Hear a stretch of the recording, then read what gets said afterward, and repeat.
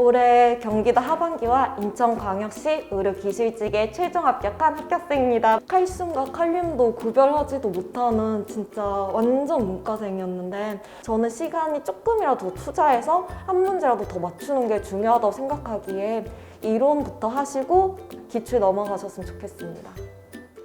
안녕하세요.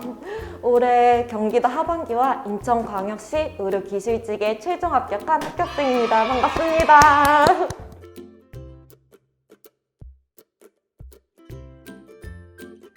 저는 재활병원 외에도 모 공공기관에서 4년간 근무한 경험이 있습니다.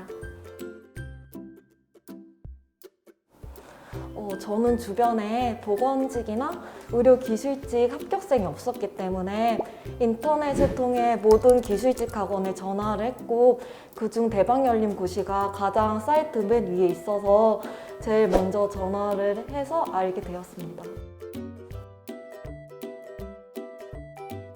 저는 원래 먼저 보건직으로 준비하였는데 보건직 9개월 하고 떨어지고 나서 기회가 되어 보건소에서 의료기술직 작업치료 업무를 한 경험이 있었습니다.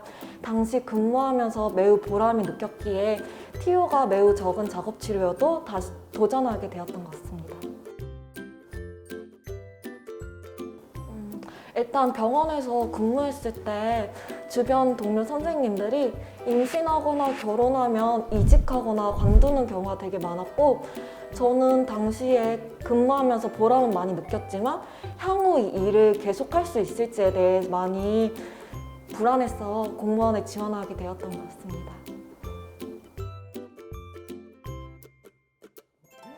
계획을 세울 때는 무조건 1년 안에 합격하자는 목표로 매일매일 수험 계획표를 스스로 짜고 그거를 지키고자 노력했는데 그게 마음 같진 않더라고요.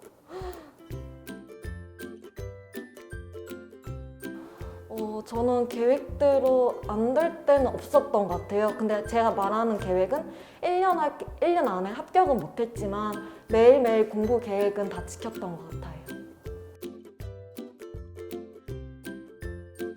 네, 저도 생물이 매우 힘들었는데 그 이유는 칼슘과 칼륨도 구별하지도 못하는 진짜 완전 문과생이었는데 처음에 최종원 교수님 그 기초 특강을 듣고도 많이 어려웠습니다.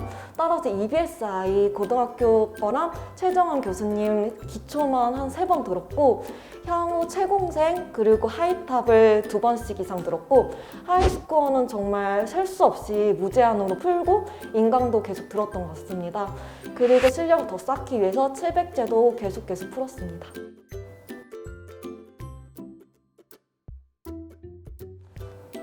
일단 최정원 교수님 수업을 들으면 처음 1회독 할 때는 이게 무슨 말인지 저는 이해를 못했기 때문에 첫 번째 들을 때는 마음을 편안하게 듣고 교수님을 파악한다 이 생각으로 들었고 두 번째는 교수님이 말씀하신 걸 한번 책에다 적고 강의를 덮고 다시 한번 책을 읽어봤어요.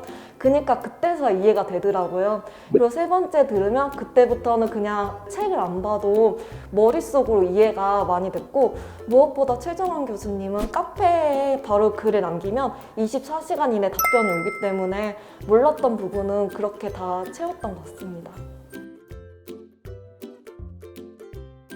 네, 저는 모르는 것에 대해서 그 단어를 하나하나 분석하기보다는 일단 그 흐름에 맞춰서 냅뒀고 어차피 2회독을 하고 3회독은 계속 할 거니까 그냥 자연스럽게 넘어갔고 사실 생물이 처음에 몰라도 끝에 가면 이해할 수 있는 게 최정원 교수님께서는 했던 말을 계속 반복하셔서 자연스럽게 숙지됐던 것 같습니다. 일단 최정원 교수님 하이탑 같은 경우는 제가 수강했을 때 약 50강이 안 됐어요. 그래서 하루에 그냥 그 강의 3개씩만 듣자 그 식으로 해서 매일 들어서 거의 보름 안에 끝냈던 것 같아요. 뭐 오전에 3시간 듣고 오후에 3시간 듣고 이런 식으로요. 아니요, 저는 생물이 제일 힘들었기 때문에 생물은 TO가 뜨자마자 바로 생물부터 시작했고 공중보건은 제가 대학 시절부터 공중보건을 매우 좋아해서 그냥 꾸준히 그냥 심심하거나 생물이 풀리지 않으면 공중보건을 힐링을 했고 법규 같은 경우는 계속 법 내용이 바뀌기 때문에 시험 보기 2달 전에는 진짜 법규만 계속했던 것 같아요. 저는 주변에 기술직으로 현직자가 없었기 때문에 무작정 기술직 학원 5군데를 전화를 했었어요.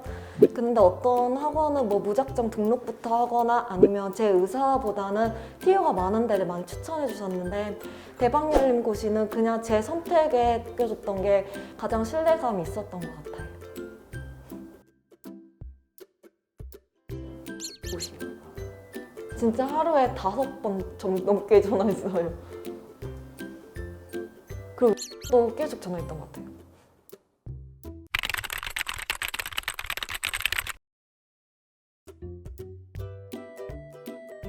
저는 일단 먼저 김희영 교수님 공중보건을 듣게 되었는데 오리엔테이션 때 교수님께서 인사하실 때 본인에겐 2명의 자녀가 있다 말씀하셨습니다. 한 명은 공중보건이고 한 명은 보건행정이라고 하셨기에 그 위트에 먼저 교수님께 매혹을 당했고 다른 학원보다 강의 수도 적은데 알찾기에 대박 열림을 선택했던 것 같습니다. 일단 생물 같은 경우는 제가 기초가 아예 없었기 때문에 처음부터 다 이해하려고 생각하진 않았었어요.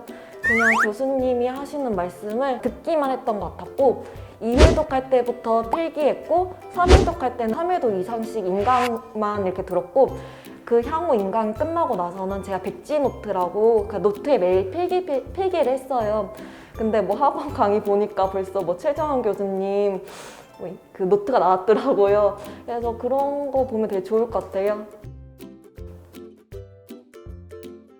공중보건 같은 경우는 의료기술직이라면 모두 국가고시를 보았기 때문에 공중보건을 접했을 거라고 생각합니다.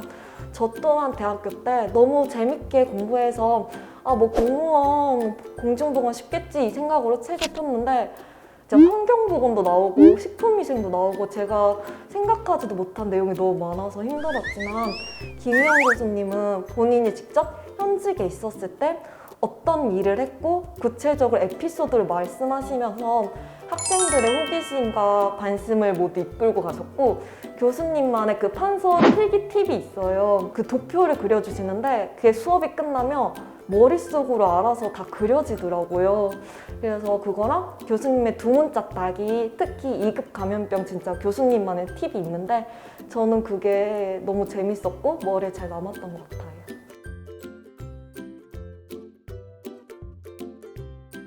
저는 의료관계 법규는 김희영 교수님 것만 공부했는데 사실 25강이라는 그 강의가 매우 적은 강의예요. 그래서 과연 이 강의로 다 커버가 될까 생각했는데 교수님은 단순히 글을 읽는 게 아니고 본인이 그것 또한 다 도표로 그려서 벌칙이나 아니면 이거에 대한 법 내용을 설명해 주셔가지고 머리에 남았고 특히 괄호 프린트가 있는데 저는 그것을 3장을 뽑아서 하나는 수업 때 필기하면서 적고 나머지 하나는 제가 그냥 종이 쓰면서 적고 나머지 하나 가루는 쓰지 않고 잠잘 때마다 그냥 눈으로 보면서 여기에 뭐가 들어가는지 생각했던 것 같아요. 맞다. 특히 이번에 21년도 인천광역시에서 법규 킬러 문제가 나왔어요. 근데 그 문제의 정답이 김희영 교수님 괄호에 나왔던 문제였기 때문에 저는 되게 즐겁게 풀었던 경험이 있습니다. 잠깐 생각을 해야 돼요. 저 그 핸드폰에 있는데 봐도 될까요?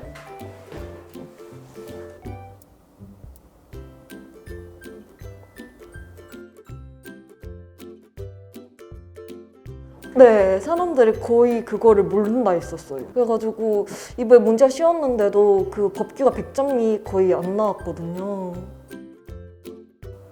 그 혈액관리법의 그 단위에 대해서 물어보는 거였는데 그게 정확히 김희영 교수님 괄호 프린트에 있어서 저는 바로 문제의 답을 적을 수 있었습니다. 100점이에요.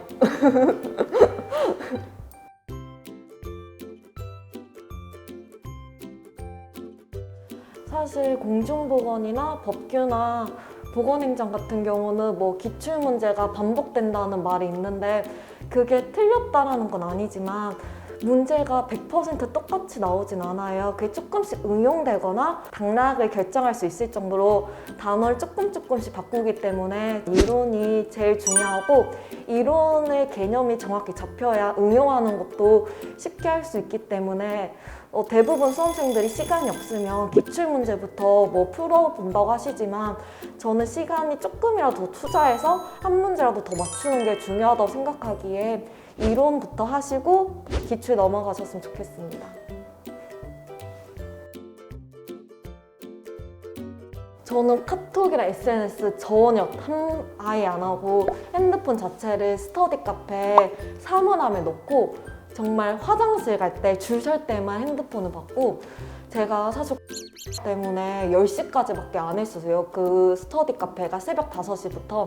그럼 저는 매일매일 5시 반에 일어나서 정말 세수만 하고 바로 스터디 카페 갔던 것 같아요. 그래서 무조건 착석은 5시 50분부터 저녁 10시까지. 네, 화장실 갈 때만, 막 큰일 볼 때?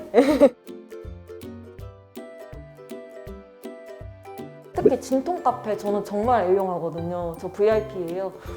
이것 봐요, 엄청 많이 있어요.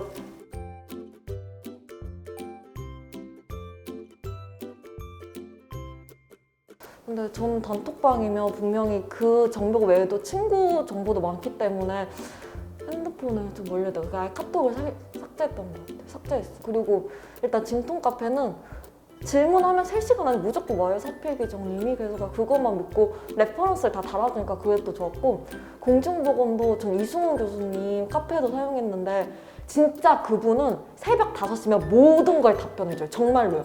1월 1일도 해주고요, 추석도 해주고요. 제가 정말 거기 질문을 저희 100개가 넘게 올렸는데 다 답변해 주셨어요. 의료기술직 자체가 TU가 계속 뜨는 그런 시험이 아니기 때문에 저는 TU가 뜨면 공부를 시작했습니다. 따라서 공부 시작점은 시험 보기 3개월 전이나 아니면 뭐 2개월 보름, 그렇게 짧은 기간이었기 때문에 사실 슬럼프라고 할 기간도 아니고, 저는 마음이 급했기에 그 급한 마음을 그나마 위안을 삼기 위해서는 그만큼 더 공부를 해야 된다고 생각했고 매일매일 플래너를 썼어요.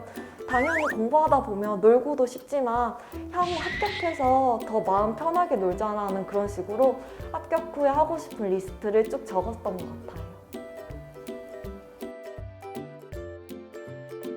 사실 뭐 필기 보기 전에는 제발 필기만 합격하자 이런 생각으로 했는데, 정말 막상 필기가 합격했는데 면접을 탈락하면 그 좌절감은 매우 큰 거 제가 직접 겪어봐서 알지만, 일단 면접을 봤다는 기준이 어느 정도 제 성적이 올라갔다는 거고 그 다음 시험에 한 문제만 더 맞추자라는 그런 의지로 공부해가지고 이렇게 최종 합격을 할 수 있었던 것 같습니다. 저는 필기를 합격한다고 생각을 못했기 때문에 발표 나고 나서 준비했던 것 같습니다.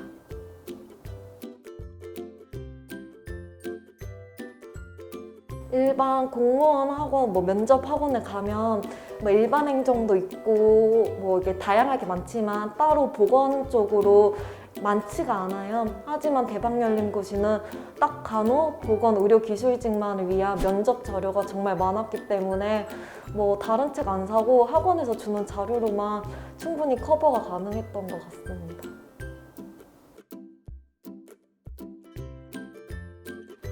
저는 이게 주도하는 것을 매우 좋아했기 때문에 공무원 수험 사이트에 가서 같이 스터디원을 구합니다 이런 식으로 방을 만들었어요.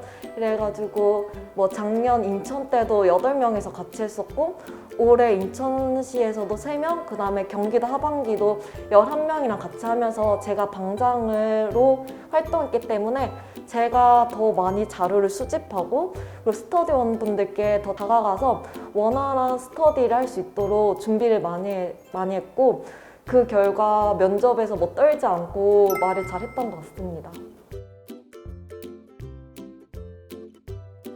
그냥 의료기술직 말고도 보건, 간호 다 모였었어요. 네. 의료기술직 자체가 티오가 매우 적기도 하고 어느 해에는 티오가 없을 수도 있어요. 하지만 진짜 포기하지만 않고 아무리 소수여도 내가 제일 열심히 하면 붙을 수 있으니까 포기하지만 않으면 다 될 것 같아요. 아무리 티오가 적고 한 자리라도 그 다른 수험생들보다 더 열심히 하시면 그 주인공이 되실 수 있습니다.